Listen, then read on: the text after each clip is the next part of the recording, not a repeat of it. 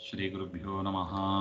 कान्ताय कल्याणगुणैकधाम्ने नवद्युनाथप्रतिमप्रभाय नारायणाय अखिलकारणाय श्रीप्राणनाथाय नमस्करोमि। श्रीमत्सुमध्वविजय द्वितीय सर्गದ 37ನೇ ಶ್ಲೋಕ.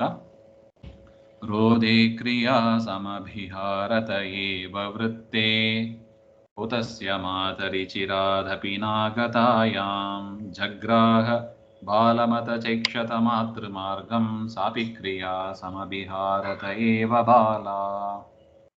रोधे क्रिया समभिहारते एव वृत्ते पूतस्य मातरि चिरादपि न आगतायां जग्राह बालम् अथ च ऐक्षत मातृमार्गं सा अपि क्रिया समभिहारते एव बाला.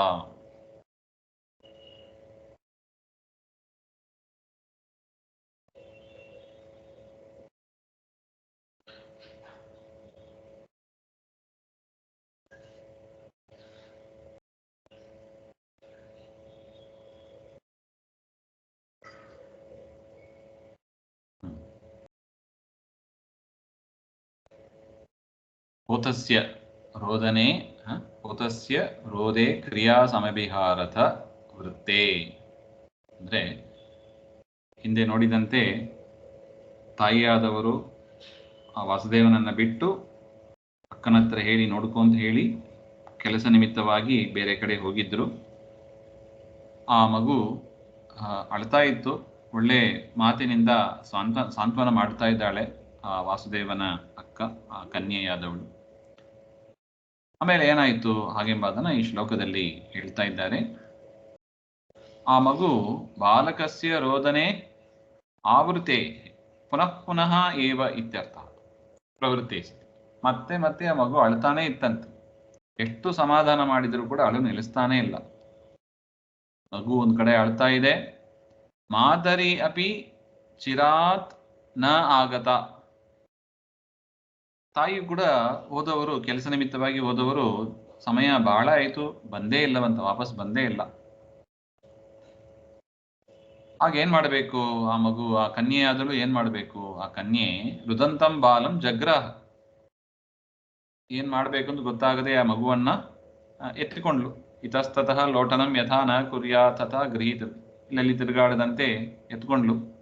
ತಥಾಚ ಅನಂತರ ಅಥಚ ಅನಂತರ ಮಾತೃ ಮಾರ್ಗಂ, ಮಾತು ಆಗಮನ ಮಾರ್ಗಂ ಕ್ರಿಯಾ ಸಮಭಿಹಾರತ ಏವ ಪುನಃ ಪುನರೇವ ಕದಾನು ಆಯಾಸ್ಯತಿ ಇತಿ ಐಕ್ಷತ.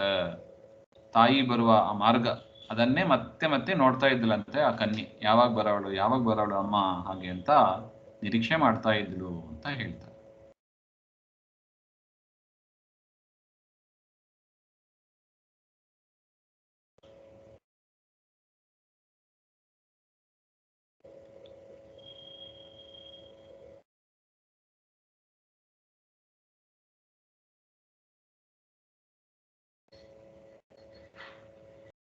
ಅಂದ್ರೆ ತಾಯಿಯಾದವರು ಬಹುಕಾಲ ಆದಾಗಲೂ ಕೂಡ ಬಂದಿಲ್ಲ.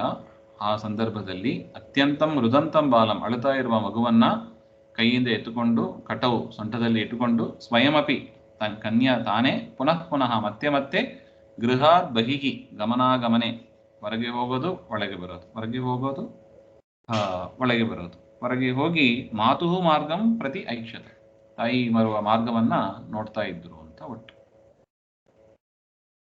रोदे क्रिया समभिहारत एव वृत्ते पोतस्य मातरिचिरादपि नागतायां जग्राह बालमथ चक्षत मातृमार्गं सापि क्रिया समभिहारत एव बाला.